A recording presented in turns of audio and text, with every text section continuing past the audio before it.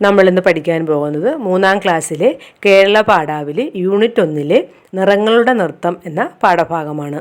പാഠത്തിലേക്ക് കടക്കുന്നതിന് മുമ്പ് ചാനൽ ആദ്യമായി കാണുന്നവരാണെങ്കിൽ ലൈക്ക് ചെയ്തും ഷെയർ ചെയ്തും സബ്സ്ക്രൈബ് ചെയ്തും സപ്പോർട്ട് ചെയ്യണേ. നമ്മുടെ കേരളത്തിൽ അങ്ങോളം ഇങ്ങോളം പല കലാരൂപങ്ങൾ നിലനിൽക്കുന്നുണ്ട്. അവ പ്രചാരത്തിലുള്ള പ്രദേശം, അവയ്ക്കുപയോഗിക്കുന്ന വേഷവിധാനം, അവയുടെ താളം, നൃത്തം, പിന്നണിപ്പാട്ട്, വാദ്യോപകരണങ്ങൾ എന്നിവയിലെല്ലാം വിവിധ കലാരൂപങ്ങൾ തമ്മിൽ സാമ്യവും വ്യത്യാസവും ധാരാളം ഉണ്ടാവും. ഓരോ നാടിനും അതിൻ്റേതായ നാടോടി കലാരൂപങ്ങളുമുണ്ട്. അവ തമ്മിൽ സാമ്യ വ്യത്യാസങ്ങളുമുണ്ട്. നമുക്ക് പാഠഭാഗം വായിക്കാം. നിറങ്ങളുടെ നൃത്തം. കാനനോത്സവത്തെ പറ്റിയാണല്ലോ നാം ഇതുവരെ പറഞ്ഞത്. നിങ്ങളുടെ നാട്ടിലും പലതരം കലാരൂപങ്ങളുണ്ടല്ലോ. ഏതെല്ലാമാണവ? നിങ്ങൾ അവ കണ്ടിട്ടുണ്ടോ? ടീച്ചർക്കും മുതിർന്നവർക്കുമൊപ്പം അവ കാണാൻ ശ്രമിക്കൂ. കണ്ട കലാരൂപങ്ങളുടെ ചിത്രം വരയ്ക്കൂ.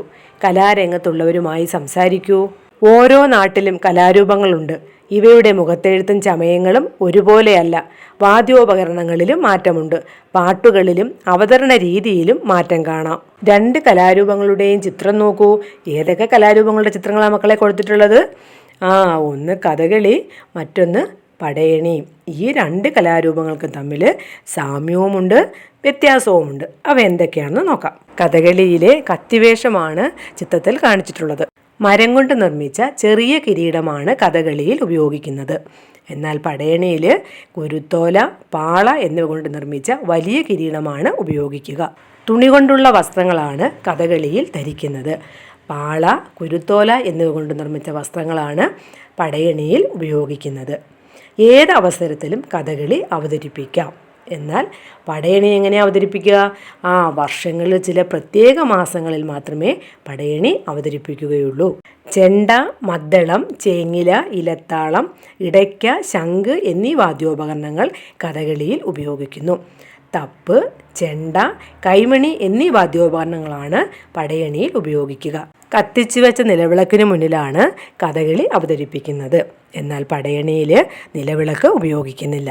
കഥകളിയിൽ പ്രധാനമായി 6 തരത്തിലുള്ള വേഷങ്ങളാണ് ഉള്ളത്. എന്നാൽ പടയണിയിൽ നിരവധി കോലങ്ങളുണ്ട്. കഥകളിയിൽ ധാരാളം ആഭരണങ്ങൾ അണിയുന്നുണ്ട്. പടയണിയിൽ കുരുത്തോല കൊണ്ട് നിർമ്മിച്ച ആഭരണങ്ങളാണ് അണിയുന്നത്. പാട്ടുകാരുടെ പാട്ടിനനുസരിച്ച് കൈമുദ്രകൾ മുഖേന കഥ പറയുകയാണ് കഥകളിയിൽ ചെയ്യുന്നത്. പടയണിയിൽ തീച്ചൂട്ടുകളുടെയും പന്തങ്ങളുടെയും വെളിച്ചത്തിൽ തുള്ളിയുറയുന്നതാണ് അവതരണ രീതി. മക്കള് കഥകളിയും പടയണിയും നിരീക്ഷിച്ച് നിങ്ങൾ കണ്ടെത്തിയ സാമ്യ വ്യത്യാസങ്ങൾ കൂടി ഉൾപ്പെടുത്തി അവയെ പട്ടികപ്പെടുത്തി എഴുതുക. ഈ പാഠഭാഗത്തെ എല്ലാ പഠന പ്രവർത്തനങ്ങളും നമ്മൾ ചെയ്തിട്ടുണ്ട്. നിങ്ങൾക്ക് ഇത് ഉപയോഗപ്രദമായെങ്കിൽ കൂട്ടുകാർക്ക് ഷെയർ ചെയ്യണം. ലൈക്ക് ചെയ്തും സബ്സ്ക്രൈബ് ചെയ്തും സപ്പോർട്ട് ചെയ്യുകയും വേണം.